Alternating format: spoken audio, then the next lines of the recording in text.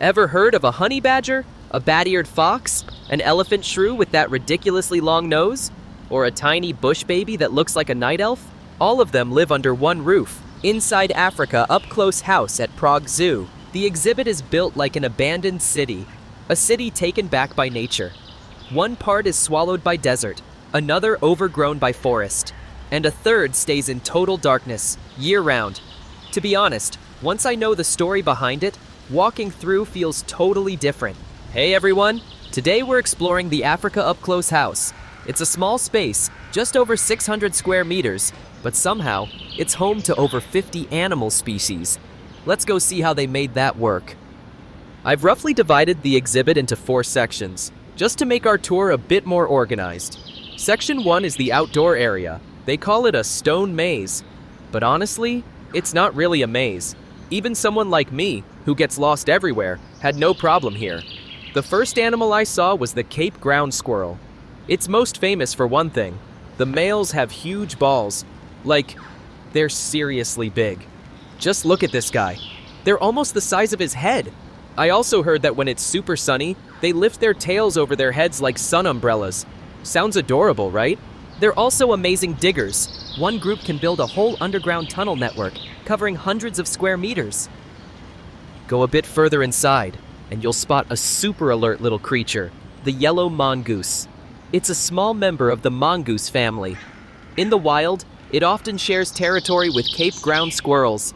Sometimes they even live together and team up to dig massive burrows.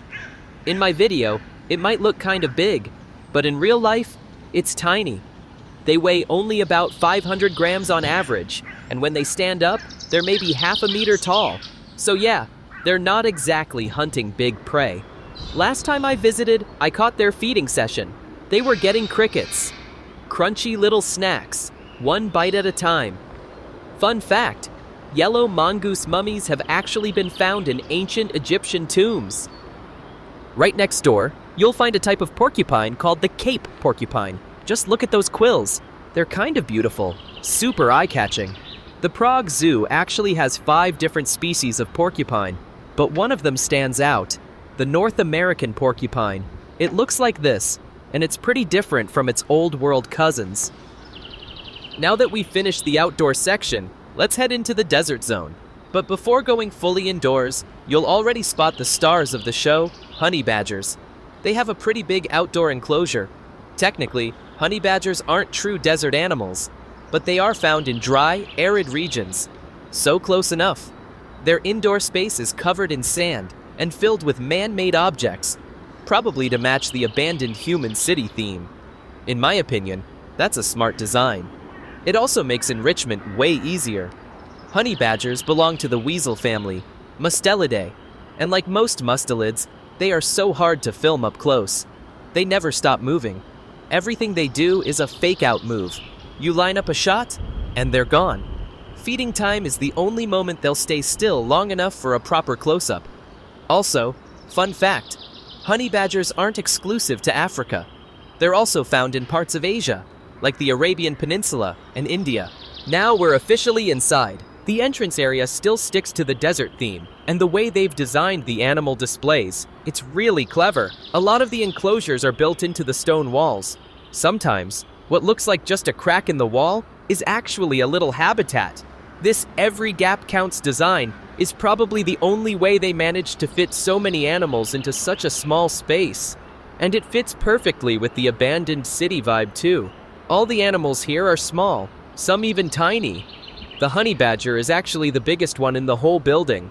Most are much smaller, like this one, the Asia Minor spiny mouse. It's a really beautiful little rodent, but not very on theme. It's actually native to Turkey, not Africa. This one here is the Barbary striped grass mouse. I've seen them in a few different zoos. And this round fuzzy guy, that's the common gundi. It's from North Africa. Didn't get much footage of it though, so I'll just keep it short. Now let's check out this little fox. I got quite a bit of footage of it. This is the bat-eared fox, not a classic desert animal. Its name might come from a bat species called the Egyptian slit-faced bat. They've got similarly big ears. But let's be honest, those ears look adorable on a fox, and kinda terrifying on a bat. There's a reason desert animals have huge ears. They help with heat regulation. Just like the fennec fox, really desert dweller with giant ears. For the bat-eared fox, those ears aren't just for cooling down. They're also for pinpointing sound. Kind of a bat superpower, right? So the name actually makes sense. Their main prey is termites, and they barely drink water. They get most of their hydration from those juicy little insects. This little guy is the round-eared elephant shrew. It's also a desert species. We'll actually meet one of its close relatives later on. And here's a big bug, the giant African millipede. It's the largest millipede in the world. It can have around 256 legs, though the exact number varies from one to another. Now we're heading into the worst quality part of the video, the nocturnal zone. This hedgehog-looking creature is the lesser hedgehog tenrec. It's not actually a hedgehog. It belongs to the Afrotheria group, so it's distantly related to things like elephants and elephant shrews. But I don't think they live here anymore. These days, this area seems to be home to lesser Egyptian jerboa. I forgot to film the sign, so let's just pretend that's what they are. They were probably moved here recently from the Pleasant Zoo. And here's the Senegal bush baby. They also showed up in my Berlin Zoo Night House video. Those big eyes? Way too cute. They jump super fast, gone in a blink. Super active, really curious. Just wish the lighting was better. Video quality? Not so great. There should also be Malagasy giant rats here, but I've never managed to film one. Now we're out of the night zone and heading into the final section, the forest zone. Let's start with this mixed species enclosure. It houses northern greater galagos and common dwarf mongooses. Northern greater galagos and Senegal bush babies are from the same family, Galagidai, but they're in different genera. Bush babies are Galago, while greater galagos are Otolamur. Technically, northern greater galagos are nocturnal too, but from what I've seen, even though they're not in the night zone, they're still pretty active during the day. Senegal bush babies mostly jump around. You barely see them climb. The greater galagos, though, they do climb a lot more. But of course, they can jump too when they want to. Mongooses are super common in zoos. In this setup, the galagos live upstairs, and the mongooses live downstairs. Not far from there, you'll find another type of elephant shrew, the black and rufous elephant shrew. It's a lot bigger than the round-eared elephant shrew we saw earlier. This one belongs to the Rhinchocean genus, native to East Africa. I actually mentioned it before in my Berlin Zoo video. I really like elephant shrews, but the round-eared kind is super shy. Unless they're asleep, they're usually hiding behind rocks, and you really have to look hard to spot one.